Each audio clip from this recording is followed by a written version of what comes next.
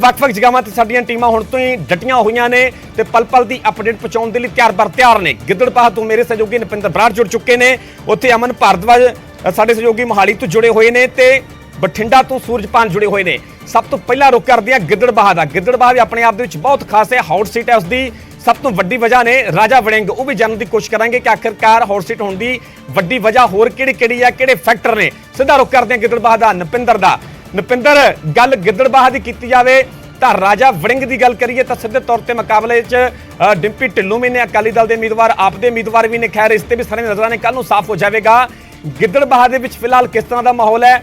ਗੱਲ ਵੱਖ-ਵੱਖ ਪਾਰਟੀਆਂ ਦੇ ਹਿਸਾਬ ਦੇ ਨਾਲ ਕੀਤੀ ਜਾਵੇ ਤਾਂ ਉੱਥੇ ਚੋਣ ਕਮਿਸ਼ਨ ਦੇ ਵੱਲੋਂ ਕਿਸ ਤਰ੍ਹਾਂ ਦੀਆਂ ਤਿਆਰੀਆਂ ਤੇ ਲੋਕਾਂ ਦੇ ਵਿੱਚ ਕਿੰਨੀ ਕੁ ਦਿਲਚਸਪੀ ਹੈ ਇਸ ਸੀਟ ਦੇ ਨਤੀਜਿਆਂ ਨੂੰ ਲੈ ਕੇ?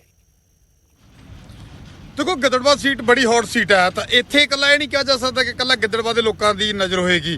इस सीट ਤੇ ਪੂਰੇ ਪੰਜਾਬ ਦੀ ਕੀ ਮੈਨੂੰ ਲੱਗਦਾ ਕਿ ਜਿੱਥੇ ਜਿੱਥੇ ਪੰਜਾਬ ਨਾਲ ਤਾਲੁਕ ਰੱਖਣ ਵਾਲੇ ਬੈਠੇ ਨੇ ਸਭ ਦੀ ਨਜ਼ਰ ਹੈ, ਕਿਉਂਕਿ ਹੌਟ ਸੀਟ ਮੰਨੀ ਜਾ ਰਹੀ ਹੈ। ਹੌਟ ਸੀਟਾਂ ਦੇਖੋ ਮੁੱਖ ਤੌਰ ਤੇ ਚਾਹੇ ਅੰਮ੍ਰਿਤਸਰ ਦੀ ਬਿਕਰਮ ਮਜੀਠੀਆ ਔਰ ਨਵਜੋਤ ਸਿੰਘ ਸਿੱਧੂ ਦੀ ਟੱਕਰ ਵਾਲੀ ਸੀਟ ਹੋਵੇ, ਤੂਰੀ ਦੀ ਹੋਵੇ ਜਾਂ ਫਿਰ ਜਲਾਲਾਬਾਦ ਹੋਵੇ, ਲੰਬੀ ਹੋਵੇ ਤੇ ਜਾਂ ਫਿਰ ਗਿੱਦੜਬਾਹਾ ਹੋਵੇ, ਸਾਰੀਆਂ ਸੀਟਾਂ ਤੇ ਨਜ਼ਰ ਆਏ ਕਿ ਆਖਿਰ ਕਿਉਂਕਿ ਇੱਥੇ ਵੀ ਇਹ ਵਕਾਰ ਦਾ ਤੇ ਲੱਗਾ ਹੋਇਆ।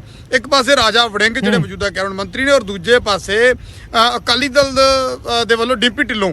ਦੇਖੋ ਜਿਹੜੇ ਰਾਜਾ ਵੜਿੰਗ ਟਰਾਂਸਪੋਰਟ ਮੰਤਰੀ ਸੀ ਤਾਂ ਦੂਜੇ ਪਾਸੇ ਜਿਹੜੇ ਉਹਨਾਂ ਦੇ ਵਿਰੋਧੀ ਨੇ ਉਹ ਟਰਾਂਸਪੋਰਟਰ ਸੀ। ਤਾਂ ਟਰਾਂਸਪੋਰਟਰ ਦੀ ਜਿਹੜੀ ਟਰਾਂਸਪੋਰਟ ਕੰਪਨੀ ਦੀਆਂ ਬੱਸਾਂ ਦੇ ਖਿਲਾਫ ਜਿਹੜੀ ਵੱਡੀ ਕਾਰਵਾਈ ਰਾਜਾ ਵੜਿੰਗ ਦੇ ਵੱਲੋਂ ਕੀਤੀ ਜਾਂਦੀ। ਬਾਦਲ ਪਰਿਵਾਰ ਦੇ ਬੜੇ ਕਰੀਬੀ ਨੇ ਡਿੰਪੀ ਢਿੱਲੋਂ, ਔਰ ਇਸ ਸੀਟ ਨੂੰ ਵਕਾਰੀ ਸੀਟ ਮੰਨਿਆ ਜਾਂਦਾ ਕਿਉਂਕਿ ਇਹ ਸੀਟ ਕਿਸੇ ਸਮੇਂ ਬਾਦਲ ਪਰਿਵਾਰ ਦਾ ਗੜ ਮੰਨੀ ਜਾਂਦੀ ਸੀ। ਮਨਪ੍ਰੀਤ ਸਿੰਘ ਬਾਦਲ ਇਸੇ ਸੀਟ ਤੋਂ ਜਿਹੜਾ ਹੈਗਾ ਚੁਣ ਕੇ ਉਹਨਾਂ ਨੇ ਆਪਣੇ ਸਿਆਸੀ ਕਰੀਅਰ ਦੀ ਸ਼ੁਰੂਆਤ ਕੀਤੀ ਔਰ ਇੱਕ ਵੱਡੇ ਲੀਡਰ ਦੇ ਵਜੋਂ ਉੱਭਰ ਕੇ ਸਾਹਮਣੇ ਆਏ। ਹਾਲਾਂਕਿ ਪਰਿਵਾਰਕ ਜਿਹੜੀਆਂ ਉਹਨਾਂ ਦੇ ਅੰਦਰ ਦੀਆਂ ਹਾਲਾਤ ਪੈਦਾ ਹੋਏ ਉਸ ਦੇ ਚੱਲਦਿਆਂ ਉਹ ਸੀਟ ਹੈ ਜਿਹੜੀ ਬਾਦਲ ਪਰਿਵਾਰ ਦੇ ਹੱਥੋਂ ਚਲੀ ਗਈ ਔਰ ਰਾਜਾ ਵੜਿੰਗ ਉੱਥੋਂ ਲਗਾਤਾਰ 2 ਵਾਰ ਵਿਧਾਇਕ ਚੁਣੇ ਗਏ ਔਰ ਕੈਬਨਿਟ ਮੰਤਰੀ ਤੱਕ ਬਣ ਗਏ। ਤਾਂ ਅਜਿਹੇ ਹਾਲਾਤਾਂ ਦੇ ਵਿੱਚ ਦੇਖੋ ਇਸ ਵਾਰ ਕਈ ਤਰ੍ਹਾਂ ਦੇ ਸਮੀਕਰਨ ਨੇ। ਦੇਖੋ ਇੱਕ ਪਾਸੇ ਤਾਂ ਸਿੱਧਾ ਇਲਜ਼ਾਮ ਲੱਗ ਰਿਹਾ ਹੈ ਰਾਜਾ ਵੜਿੰਗ ਦੇ ਵੱਲੋਂ ਮਨਪ੍ਰੀਤ ਸਿੰਘ ਬਾਦਲ ਔਰ ਬਾਦਲ ਪਰਿਵਾਰ ਤੇ। ਰਾਜਾ ਵੜਿੰਗ ਨੇ ਇੱਥੋਂ ਤੱਕ ਕਹਿ ਦਿੱਤਾ ਕਿ ਬਾਦਲ ਪਰਿਵਾਰ ਦਾ ਆਪਸੀ ਸਮਝੌਤਾ ਹੋ ਗਿਆ। ਮਨਪ੍ਰੀਤ ਬਾਦਲ ਤੇ ਇੱਥੋਂ ਤੱਕ ਐਲੀਗੇਸ਼ਨ ਲਾਏ ਗਏ ਕਿ ਉਹਨਾਂ ਨੇ ਆਪਣੀ ਟੀਮ ਨੂੰ, ਜਿਹੜੀ ਪੁਰਾਣੀ ਟੀਮ ਜਦੋਂ ਉਹਨਾਂ ਦੇ ਉੱਥੇ ਹੁੰਦਿਆਂ ਉਹਨਾਂ ਦੇ ਨਾਲ ਤੁਰਦੀ ਸੀ ਤਾਂ ਉਹ ਸਾਰੀ ਟੀਮ ਹੈ ਜਿਹੜੀ ਉਹ ਅਕਾਲੀ ਦਲ ਨਾਲ ਤੋਰ ਦਿੱਤੀ ਔਰ ਬਦਲੇ ਦੇ ਵਿੱਚ ਉਹਨਾਂ ਕਿਹਾ ਹੈ ਕਿ ਬਠਿੰਡਾ ਦੇ ਵਿੱਚ ਬਾਦਲ ਪਰਿਵਾਰ ਨੇ ਅਕਾਲੀ ਦਲ ਦੇ ਜਿਹੜੇ ਵਰਕਰ ਸੀ ਉਹ ਮਨਪ੍ਰੀਤ ਬਾਦਲ ਨਾਲ ਤੋਰੇ ਔਰ ਸਿੱਧੇ ਤੌਰ ਤੇ ਖੁੱਲ੍ਹ ਕੇ ਰਾਜਾ ਵੜਿੰਗ ਜਿਹੜੇ ਇਲਜ਼ਾਮ ਲਾਉਂਦੇ ਨਜ਼ਰ ਆਏ ਮਨਪ੍ਰੀਤ ਬਾਦਲ ਹੋਰਾਂ ਤੇ ਸਿੱਧੇ ਤੌਰ ਤੇ ਆਮਣੇ ਸਾਹਮਣੇ ਨਜ਼ਰ ਆਏ। ਤਾਂ ਜੇ ਇਹਦੇ ਵਿੱਚ ਇਸ ਸੀਟ ਤੇ ਵਕਾਰ ਇੱਕ ਪਾਸੇ ਤਾਂ ਦੇਖੋ ਜੇ ਰਾਜਾ ਵੜਿੰਗ ਅਗਰ ਇਹ ਸੀਟ ਗਵਾਉਂਦੇ ਨੇ ਤਾਂ ਕਿਤੇ ਨਾ ਕਿਤੇ ਹਾਸ਼ੀਏ ਦੇ ਵਿੱਚ ਚਲੇ ਜਾਣਗੇ, ਪਰ ਦੂਜੇ ਪਾਸੇ ਅਗਰ ਰਾਜਾ ਵੜਿੰਗ ਬਾਵਜੂਦ ਵਿਰੋਧ ਦੇ ਇਲਜ਼ਾਮਾਂ ਦੇ ਇਹ ਸੀਟ ਜਿੱਤ ਜਾਂਦੇ ਨੇ ਤਾਂ ਫਿਰ ਕਿਤੇ ਨਾ ਕਿਤੇ ਬਾਦਲ ਪਰਿਵਾਰ ਦੇ ਲਈ ਵੱਡੀ ਕਹਿ ਸਕਦੇ ਕਿ ਇੱਕ ਵੱਡੀ ਢਾਲ ਆਈ ਜਾਏਗੀ, ਜਾਂ ਕਹਿ ਦਈਏ ਕਿ ਇੱਕ ਵਾਰ ਫਿਰ ਤੋਂ ਜਿਸ ਤਰ੍ਹਾਂ ਰਾਜਾ ਵੜਿੰਗ ਕਹਿੰਦੇ ਨੇ ਕਿ ਬਾਦਲ ਪਰਿਵਾਰ ਨੇ ਸਾਰਾ ਜ਼ੋਰ ਲਾਤਾ, ਤੇ ਜੇ ਵਾਕਈ ਰਾਜਾ ਵੜਿੰਗ ਦੇ ਇਲਜ਼ਾਮਾਂ 'ਚ ਸੱਚਾਈ ਆ ਤਾਂ ਜੇ ਰਾਜਾ ਵੜਿੰਗ ਦੇ ਇਲਜ਼ਾਮਾਂ ਦੇ ਬਾਵਜੂਦ ਵਾਕਈ ਰਾਜਾ ਵੜਿੰਗ ਸੀਟ ਜਿੱਤਣ 'ਚ ਕਾਮਯਾਬ ਹੋ ਜਾਂਦੇ ਨੇ ਤਾਂ ਉਹਨਾਂ ਦਾ ਕੱਦ ਪਹਿਲਾਂ ਨਾਲੋਂ ਵੱਡਾ ਹੋ ਜਾਏਗਾ। ਯਾਨੀ ਬੇਸ਼ੱਕ ਇਸ ਵਾਰੀ ਕੈਬਨਿਟ ਮੰਤਰੀ ਬਣ ਗਏ ਪਰ ਫਿਰ ਕਿਤੇ ਨਾ ਕਿਤੇ ਜਦੋਂ ਵੀ ਬੇਸ਼ੱਕ ਐਤਕੀ ਜਾਂ ਜਦੋਂ ਵੀ ਸਰਕਾਰ ਬਣਨ ਦਾ ਮੌਕਾ ਮਿਲਦਾ ਤਾਂ ਰਾਜਾ ਵੜਿੰਗ ਆਪਣੀ ਕੈਬਨਿਟ ਵਾਲੀ ਸੀਟ ਹੈ ਜਿਹੜੀ ਉਹ ਪੱਕੀ ਕਰਨ ਵਾਲੇ ਪਾਸੇ ਚਲੇ ਜਾਣਗੇ ਔਰ ਪਾਰਟੀ 'ਚ ਵੱਡਾ ਕੱਦ ਹੋ ਜਾਏਗਾ। ਪਰ ਦੇਖੋ ਵਾਕਈ ਹੁਣ ਨਜ਼ਰ ਜਿਹੜੀ ਟਿਕੀ ਹੋਈ ਹੈ ਕਿ ਇਹਨਾਂ ਸਮੀਕਰਨਾਂ ਦੇ ਵਿੱਚ, ਇਹਨਾਂ ਹਾਲਾਤਾਂ ਦੇ ਵਿੱਚ ਆਖਿਰ ਗਿੱਦੜਬਾਹਾ ਦਾ ਬਣੇਗਾ ਕੀ। ਗਿੱਦੜਬਾਹਾ ਦੇ ਵਿੱਚ ਕੀ ਰਾਜਾ ਵੜਿੰਗ ਪਹਿਲਾਂ ਜੋ ਕਿਸੇ ਸਮੇਂ ਅਕਾਲੀ ਦਲ ਦਾ ਗੜ੍ਹ ਮੰਨਿਆ ਗਿਆ, ਬਾਦਲ ਪਰਿਵਾਰ ਦਾ ਗੜ੍ਹ ਮੰਨਿਆ ਗਿਆ ਗਿੱਦੜਬਾਹਾ, ਜਿੱਥੇ 2 ਵਾਰ ਲਗਾਤਾਰ ਰਾਜਾ ਵੜਿੰਗ ਜਿੱਤ ਦਰਜ ਕਰਕੇ ਆਏ ਨੇ, ਤਾਂ ਕੀ ਰਾਜਾ ਵੜਿੰਗ ਤੀਜੀ ਵਾਰ ਵੀ ਮੋਰਚਾ ਮਾਰ ਸਕਣਗੇ ਜਾਂ ਫਿਰ ਇਸ ਵਾਰ ਜਿਹੜੀ ਗਿੱਦੜਬਾਹਾ ਦੀ ਗੱਦੀ ਆ ਉਹ ਰਾਜਾ ਵੜਿੰਗ ਦੇ ਹੇਠੋਂ ਖਿਸਕੇਗੀ। ਤਾਂ ਦੇਖੋ ਪੂਰੀ ਨਜ਼ਰ ਬਣੀ ਹੋਈ ਆ ਔਰ ਫਿਲਹਾਲ ਕਹਿ ਸਕਦੇ ਕਿ ਧੜਕਣਾ ਮੈਨੂੰ ਲੱਗਦਾ ਹੈ ਕਿ ਜ਼ਰੂਰ ਤੇਜ਼ ਹੋਣਗੀਆਂ ਕਿਉਂਕਿ ਇੱਥੇ ਇਕੱਲੀ ਪੋਲੀਟੀਕਲ ਲੜਾਈ ਨਹੀਂ ਦੇਖੀ ਜਾ ਰਹੀ ਪਰਮਿੰਦਰ, ਇਹਨਾਂ ਦੋਹਾਂ ਪਰਿਵਾਰਾਂ ਦੇ ਵਿੱਚ ਕਿਤੇ ਨਾ ਕਿਤੇ ਨਿੱਜੀ ਲੜਾਈ, ਜਿਹੜੀ ਨਿੱਜੀ ਟਸਲ ਹੈ ਜਿਹੜੀ ਉਹ ਵੀ ਦੇਖਣ ਨੂੰ ਮਿਲ ਰਹੀ ਹੈ। ਇੱਕ ਦੂਜੇ ਤੇ ਇਲਜ਼ਾਮਬਾਜ਼ੀ, ਦੂਸ਼ਣਬਾਜ਼ੀ, ਇੱਥੋਂ ਤੱਕ ਕਿ ਇਸ ਤਰ੍ਹਾਂ ਦੀਆਂ ਟਿੱਪਣੀਆਂ ਜਿਹੜੀਆਂ ਸ਼ਾਇਦ ਸਿਆਸਤ ਦੇ ਵਿੱਚ ਬਹੁਤ ਘੱਟ ਦੇਖਣ ਨੂੰ ਮਿਲੀਆਂ, ਉਸ ਤਰ੍ਹਾਂ ਦੀਆਂ ਟਿੱਪਣੀਆਂ ਵੀ ਇਹਨਾਂ ਪਰਿਵਾਰਾਂ ਦੇ ਵੱਲੋਂ ਇੱਕ ਦੂਜੇ ਤੇ ਕੀਤੀਆਂ ਗਈਆਂ। ਤਾਂ ਹੁਣ ਦੇਖਦੇ ਹਾਂ ਕਿ ਲੋਕ ਕਿਹੜੇ ਪਾਸੇ ਝੁਕੇ ਨੇ, ਲੋਕਾਂ ਨੇ ਕਿਸ ਦੇ ਹੱਕ ਦੇ ਵਿੱਚ ਫਤਵਾ ਦਿੱਤਾ। ਫਿਲਹਾਲ ਇੰਤਜ਼ਾਰ ਕਰਨਾ ਹੋਏਗਾ ਕੱਲ ਨਤੀਜਾ ਤੱਕ ਦਾ ਜੀ। ਬਿਲਕੁਲ ਨਤੀਜਿਆਂ ਤੱਕ ਦਾ ਇੰਤਜ਼ਾਰ ਨਪਿੰਦਰ ਕਰਨਾ ਹੋਵੇਗਾ। ਬਣੇ ਰਹੋ ਕਿਉਂਕਿ ਗਿੱਦੜਬਾਹਾ ਦੀ ਜਿਵੇਂ ਕਿ ਬੜੇ ਵਿਸਥਾਰ ਦੇ ਨਾਲ ਦੱਸਿਆ ਕਿ ਆਖਿਰਕਾਰ ਗਿੱਦੜਬਾਹਾ ਹੌਟ ਸੀਟ ਕਿਉਂ ਵਾ, ਚਾਹੇ ਉਹ ਰਾਜਾ ਵੜਿੰਗ ਦੀ ਗੱਲ ਹੋਵੇ, ਚਾਹੇ ਡਿੰਪੀ ਢਿੱਲੋਂ ਦੀ ਗੱਲ ਹੋਵੇ, ਸਾਰਿਆਂ ਦੀ ਨਜ਼ਰਾਂ, ਪੂਰੇ ਪੰਜਾਬ ਦੀਆਂ ਨਜ਼ਰਾਂ ਇਸ ਸੀਟ ਤੇ ਵੀ ਆਖਿਰਕਾਰ ਇਸ ਸੀਟ ਤੋਂ, ਇਸ ਮੈਦਾਨ ਤੋਂ ਬਾਜ਼ੀ ਕੌਣ ਮਾਰਦਾ ਹੈ। ਸੋ ਨਿਊਜ਼ 18 ਪੰਜਾਬ ਲਗਾਤਾਰ ਹਰ ਸੀਟ ਨੂੰ ਲੈ ਕੇ ਹਰ ਹਲਕੇ ਨੂੰ ਲੈ ਕੇ ਪੂਰੀ ਪਿਕਚਰ ਪੂਰੀ ਤਸਵੀਰ ਆਪਣੇ ਦਰਸ਼ਕਾਂ ਤੱਕ ਪਹੁੰਚਾ ਰਹੇ। ਜਿਹੜੇ ਕੱਲ ਨੂੰ ਨਤੀਜੇ ਆਉਣਗੇ, ਕੱਲ ਨੂੰ ਵੱਖ-ਵੱਖ ਹਲਕਿਆਂ ਨੂੰ ਲੈ ਕੇ ਜਿਹੜੇ ਨਤੀਜੇ ਸਾਹਮਣੇ ਆਉਣਗੇ, ਉਹ ਵੀ ਸਭ ਤੋਂ ਪਹਿਲਾਂ ਉਹ ਜਾਣਕਾਰੀ ਨਿਊਜ਼ 18 ਪੰਜਾਬ ਲਗਾਤਾਰ ਆਪਣੇ ਦਰਸ਼ਕਾਂ ਤੱਕ ਪਹੁੰਚਾਵੇਗਾ। ਨਤੀਜਿਆਂ ਤੋਂ ਪਹਿਲਾਂ ਹਾਲਾਂਕਿ ਵੱਖ-ਵੱਖ ਪਾਰਟੀਆਂ ਦੀ ਗੱਲ ਕੀਤੀ ਜਾਵੇ ਤਾਂ ਦਾਅਵੇ ਹਰ ਪਾਰਟੀ ਵੱਲੋਂ ਕੀਤੇ ਜਾ ਰਹੇ ਕਿ ਸਰਕਾਰ ਬਣਾਵਾਂਗੇ। ਅਕਾਲੀ ਦਲ ਆਪਣੇ ਪੱਧਰ ਤੇ ਦਾਅਵਾ ਕਰ ਰਿਹਾ, ਆਪ ਦੇ ਵੱਲੋਂ ਆਪਣੇ ਪੱਧਰ ਤੇ ਦਾਅਵੇ ਕੀਤੇ ਜਾ ਰਹੇ ਨੇ, ਕਾਂਗਰਸ ਆਪਣੇ ਪੱਧਰ ਤੇ ਦਾਅਵੇ ਕਰ ਰਹੀ ਹੈ। ਬੀਜੇਪੀ ਗੱਠਜੋੜ ਨੂੰ ਖਾਸ ਤੌਰ ਤੇ ਪੰਜਾਬ ਲੋਕ ਕਾਂਗਰਸ ਦੇ ਵੱਲੋਂ ਵੱਡੇ ਪੱਧਰ ਤੇ ਕਈ ਤਰ੍ਹਾਂ ਦੇ ਦਾਅਵੇ ਕੀਤੇ ਜਾ ਰਹੇ ਨੇ। ਖੈਰ ਕਿਸ ਦੇ ਦਾਅਵਿਆਂ ਦੇ ਵਿੱਚ ਕਿੰਨਾ ਕੁ ਦਮ ਹੈ, ਕੋਈ ਸਮਾਂ ਜ਼ਿਆਦਾ ਨਹੀਂ ਬਚਿਆ, ਕੱਲ ਨੂੰ ਬਿਲਕੁਲ ਸਾਫ਼ ਹੋ ਜਾਵੇਗਾ। ਹੁਣ ਤੁਹਾਨੂੰ ਸਿੱਧਾ ਲੈ ਚੱਲਦੇ ਹਾਂ ਮੋਹਾਲੀ ਤੋਂ ਮੇਰੇ ਸਹਿਯੋਗੀ ਅਮਨ ਭਾਰਦਵਾਜ ਜੁੜੇ ਹੋਏ ਨੇ। ਅਮਨ, ਗੱਲ ਮੋਹਾਲੀ ਦੀ ਕੀਤੀ ਜਾਵੇ, ਜ਼ਿਲ੍ਹਾ ਮੋਹਾਲੀ ਦੇ ਹੋਰਨਾਂ ਵਿਧਾਨ ਸਭਾ ਹਲਕਿਆਂ ਦੀ ਗੱਲ ਕੀਤੀ ਜਾਵੇ ਤਾਂ ਵੱਖ-ਵੱਖ ਹਲਕੇ ਪੂਰੀ ਪੰਜਾਬ ਦੀ ਸਿਆਸਤ ਦੇ ਲਿਹਾਜ਼ ਦੇ ਨਾਲ ਕਿੰਨੇ ਕਾਇਮ ਨੇ, ਖਾਸ ਤੌਰ ਤੇ ਕਿਸ ਸੀਟ ਤੇ ਸਭ ਦੀਆਂ ਨਜ਼ਰਾਂ ਨੇ ਤੇ ਵੱਖ-ਵੱਖ ਪਾਰਟੀਆਂ ਦੇ ਵੱਲੋਂ ਇਹਨਾਂ ਸੀਟਾਂ ਹਲਕਿਆਂ ਨੂੰ ਲੈ ਕੇ ਦਾਅਵੇ ਕਿਸ ਤਰ੍ਹਾਂ ਦੇ ਕੀਤੇ ਜਾ ਰਹੇ ਨੇ?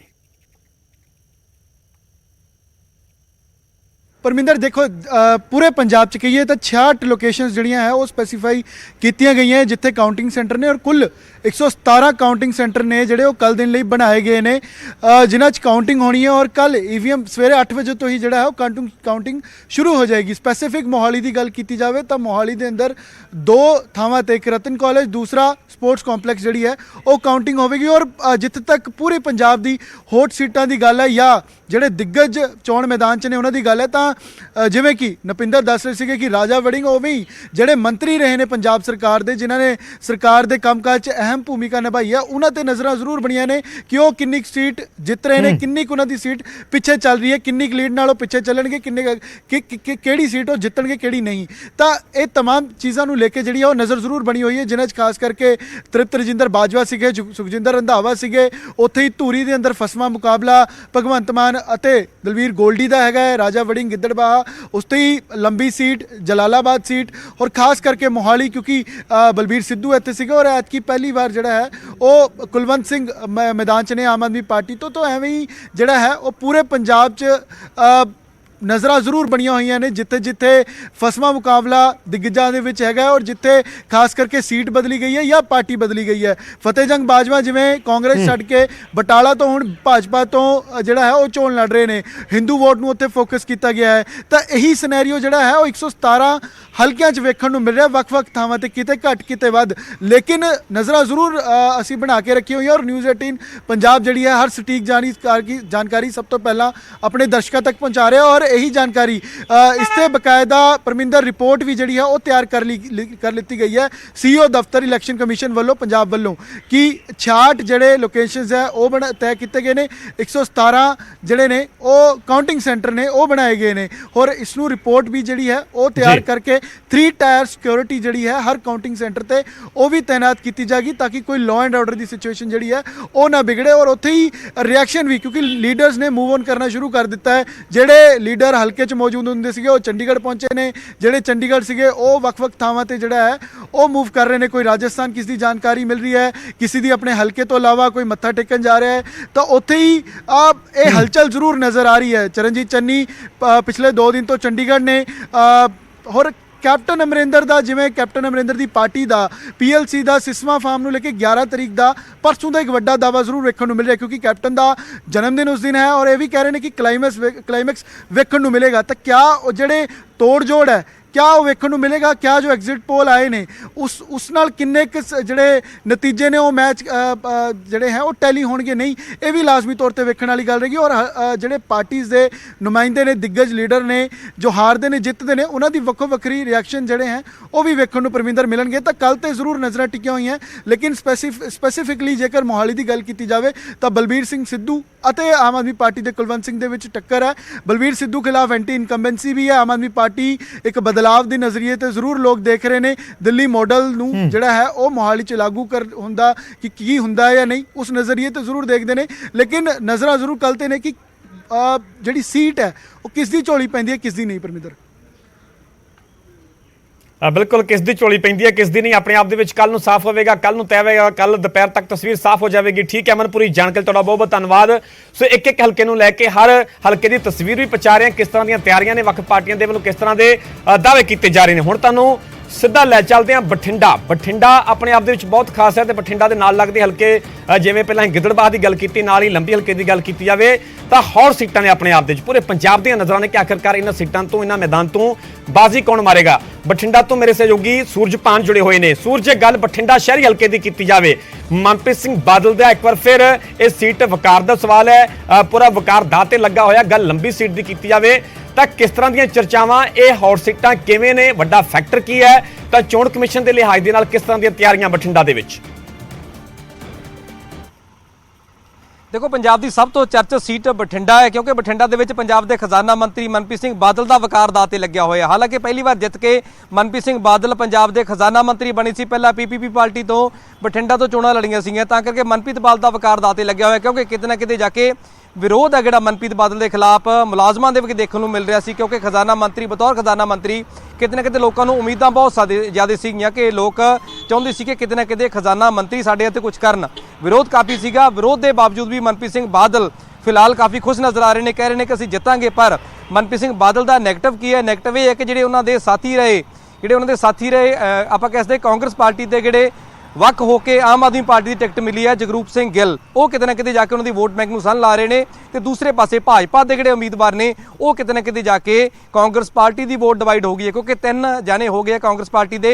मनप्रीत सिंह बादल के साथी आम आदमी पार्टी चले गए तो दूसरे साथी सी जिहड़े भाजपा की सीट तो लड़ रहे हैं, तां करके मनप्रीत सिंह बादल वास्ते बठिंडा इस बार जितना काफ़ी औखा नज़र आ रहा। पर मनप्रीत सिंह बादल काफ़ी खुश नज़र आ रहे हैं, कह रहे हैं कि जित उन्हों की होएगी। जे नाल लगदियां सीटां की गल की जाए तो नपिंदर ने गल की है गिद्दड़बाहा की, गिद्दड़बाहा काफ़ी सौ सीट है। तो उस तो बाद लंबी की गल की जाए तो पंजाब के मुख्यमंत्री रह चुके प्रकाश सिंह बादल इस बार भी 5वीं बार जितन तो बाद चोण मैदान के विच ने और काफ़ी फसमा मुकाबला लंबी का भी नज़र आ रहा है क्योंकि लंबी के भी जिहड़े आम आदमी पार्टी के उम्मीदवार ने कांग्रेस पार्टी तो गए हैं, तां करके उत्थे मुकाबला 3 कोना 4 कोना बनता नज़र आ रहा है। फिलहाल कल साफ हो जाएगा नतीजों तो बाद कि आखिरकार सरकार किस दी बनती है तो इन्हां दिग्गजां दी जिहड़ी किस्मत है आखिरकार उसका फैसला भी होना। बेशक बठिंडा की गल की जाए जां नाल लगदे गिद्दड़बाहा ते जां लंबी दी होवे जी।